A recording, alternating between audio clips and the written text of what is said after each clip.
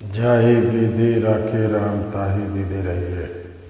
भगवान जैसे रखेंगे उसी प्रकार रहना पड़ेगा, चाहे जितना सिर पीट लो, होगा वही जो भगवान करेंगे। वही है जो सोई राम रक्ष राखा, को करी तर्क बढ़ावा शाखा। और वही होता भी है जो भगवान चाहते हैं। तो हम क्या करें? हमको केवल इतना करना है, भगवान का नाम लेते रहे, उनका ध्यान करते रहे, बाकी सब वो करेंगे। सब करना उनका काम है। आप अपने से पैदा नहीं हुए, आपको भी भगवान ने जन्म दिया, शरीर भी भगवान ने आपको सब दिया है, सब कुछ भगवान ने दिया। जो सब कुछ भगवान ने किया है तो वही सब कुछ करेंगे और कर रहे हैं। इसलिए इसकी चिंता छोड़कर भगवान का ध्यान, भगवान का भजन करते चलो, बाकी जो कर्तव्य करते चलो। यही सब पढ़ने सुनने समझने का फल है। और ज़्यादा बुद्धि लगाओगे तो बुद्धि लगाते ही रह जाओगे। इसलिए गीता में भगवान ने अर्जुन से कहा, तुम देखो बुद्धि लगाना छोड़ दो, मैं बुद्धि निवेश्य। भगवान कहते अपने बुद्धि को भी मेरे में निवेशित कर दो। हम शरीर से तो भगवान को प्रणाम कर लेते हैं, साष्टांग प्रणाम। शारीरिक शरणागति, दैहिक शरणागति भगवान की कर लेते हैं, लेकिन मन से और बुद्धि से, मन और बुद्धि अपने चालाकी में लगा रहता है। इसलिए भगवान कहते तुम्हारा विधि शरणागति पूरी नहीं हुई। जिस दिन तुम्हारा मन, तुम्हारी बुद्धि भी शरणागति कर लेगी, उस दिन तुम्हारा शरणागति सफल होगा। दैहिक शरणागति के साथ साथ मन बुद्धि का भी समन्वय भगवान में हो। आगे कथा आती है सप्तम स्कंद में। श्री सुखदेव भगवान ने राजा परीक्षित को भगवान के परम भक्त प्रहलाद का चरित्र सुनाया। और प्रहलाद के चरित्र की भूमिका ये बनी कि राजा परीक्षित ने प्रश्न किया, सम्माप्रिय स्वयं ब्रह्मन् भूतानां भगवान स्वयं इंद्रस्यार्थे कथम दैत्यम अवधि विस्मो यथा। राजा परीक्षित ने प्रश्न किया। देखो, कथा सुन करके प्रश्न भी वही करता है जिसको कुछ समझ में आता है। जिसको कुछ न समझ में आए वो कोनो प्रश्न वो नहीं करेगा, और जिसको सब समझ में आ गया वो भी प्रश्न नहीं करेगा। क्यों? उसको सब समझ में आ गया, प्रश्न क्या करेगा। और जिसको कुछ समझ में नहीं आया उसको प्रश्न भी नहीं होगा, शंका भी नहीं होगी। प्रश्न वही करता है जिसको कुछ समझ में आता है, कुछ में नहीं आता। और प्रश्न करने का तरीका भी सबको नहीं पता। प्रश्न कैसा करना चाहिए? ऐसा प्रश्न करो जिस प्रश्न के उत्तर में तत्व ज्ञान प्राप्त हो। मूर्खतापूर्ण प्रश्न करके संत महापुरुषों के समय को बर्बाद नहीं करना चाहिए। कथाओं में कहता हूँ, लोग आके पूछते हैं, महाराज श्रवण कुमार के माता पिता का क्या नाम था? सुदामा के माता पिता का क्या नाम था? ये कौन सा प्रश्न है भाई? इस प्रश्न के उत्तर से हमें कौन सा तत्व ज्ञान प्राप्त होगा?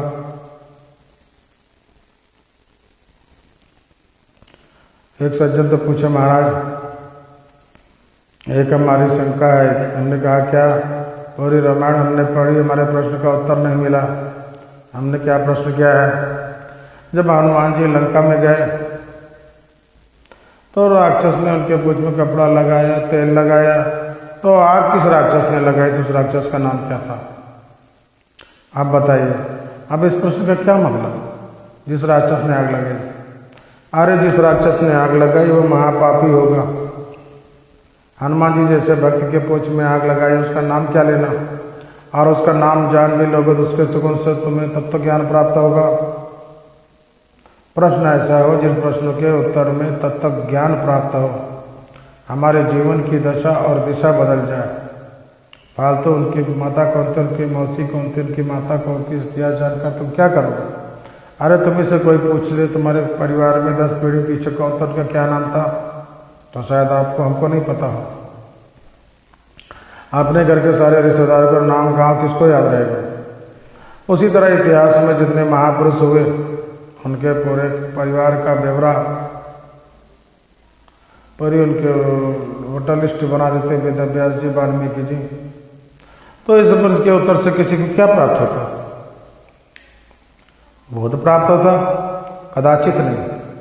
इसलिए प्रश्न भी ऐसा हो जिन प्रश्नों के उत्तर से भगवान की दिव्य लीला प्रकट हो, भगवान के गुणों का चिंतन हो। प्रश्न ऐसा हो। राजा परीक्षित ने प्रश्न किया, प्रभो समाप्रिय स्वयं ब्रह्मन् भूतानां भगवान स्वयं। भगवान सम प्रिय है, भगवान को सब प्रिय है। भगवान का न कोई दुश्मन है, भगवान का न कोई हितैषी है, भगवान के लिए सभी प्रिय है, सब भगवान के हैं। इसलिए फिर भगवान इंद्र सार्थे कथम दैत्यम अवधि विष्णु यथा। फिर भगवान देवताओं के लिए, इंद्र के लिए दैत्यों का वध क्यों करते हैं। ये विषम कार्य भगवान की लीला में दिखाई पड़ता है। भगवान ने यह प्रश्न किया, बड़ा उचित प्रश्न है कि अगर भगवान समदर्शी हैं तो फिर दैत्यों के साथ ऐसा व्यवहार और देवताओं का पक्ष लेना, यह भगवान ऐसा क्यों करते हैं। अगर कोई कहे देवताओं से भगवान को कोई लाभ होगा तो देवता भगवान को क्या दे सकते हैं। अगर कोई कहे कि दैत्यों से भगवान को कोई हानि है तो ये दैत्य भगवान का क्या बिगाड़ सकते हैं। फिर भगवान इन देवताओं के लिए दैत्यों का वध क्यों करते हैं। इंद्र सार्थे कथम दैत्यम अवधि विस्मो यथा। तो सुखदेव भगवान उत्तर देते हैं। सुखदेव जी कहते हैं, राजन भगवान किसी जाति, किसी समाज, किसी वर्ग के शत्रु, किसी वर्ग विशेष के मित्र हैं, ऐसी बात नहीं है। कोई भी हो, अगर असुर भी है, राक्षस भी है, लेकिन अगर वो सन्मार्ग पर है, धर्म के मार्ग पर है, तो भगवान उसकी रक्षा भी करते हैं। ऐसा नहीं कि उसको मारते हैं भगवान। भगवान असुरों का ही वध करते हैं, ऐसी बात नहीं है। भगवान असुरों की रक्षा भी करते हैं अगर वो धर्म के मार्ग पर है। उदाहरण सुखदेव जी ने उदाहरण दिया, प्रहलाद जी कौन थे। प्रहलाद जी असुर बालक, और प्रहलाद की भगवान सदा रक्षा करते रहे। और प्रहलाद की रक्षा के लिए भगवान खंबे से नरसिंह के रूप में प्रकट हुए। भगवान ने तो असुरों की भी रक्षा की। अगर असुर भगवान को, सब असुरों को भगवान मारते ही होते तो प्रहलाद को भी मारते। प्रहलाद भी तो असुर है। विभीषण जी कौन है, राक्षस हैं। अगर सारे राक्षसों का ही भगवान वध करते तो विभीषण को भी मार देते। विभीषण को क्यों छोड़ दिए। राजा बलि भगवान के परम भक्त हैं, कौन है, असुर हैं, उन बलि की भी रक्षा करते भगवान। तो भगवान भक्त पक्षपाती हैं। जो भगवान का भक्त है, भगवान की शरणागति कर लेता है, वो कोई भी हो, भगवान की उसकी रक्षा करते हैं, चाहे वो असुर ही क्यों न हो। और प्रहलाद को देखो, प्रहलाद जी असुर है और भगवान प्रहलाद की पग पर रक्षा करते हैं। और इसके साथ साथ हे राजन, सच पूछो तो यह सब भगवान की लीला है। भगवान जिसकी रक्षा करते हैं वो भी भगवान को प्राप्त होता है। भगवान जिस पर कृपा करते हैं वो भी भगवान को प्राप्त होता है। और भगवान जिसको मारते हैं वो भी भगवान के चरणों में ही पहुंचता है। निर्माणदायक क्रोध जाकर, भगवान का क्रोध भी निर्माण देने वाला है, मोक्ष देने वाला है। चाहे कोई रीछ कर भगवान के बजे, चाहे खींच कर भगवान को बजे, तो जाएगा तो भगवान के ही चरणों में जाएगा कहाँ। और ये सब यथार्थ में भगवान की लीला है।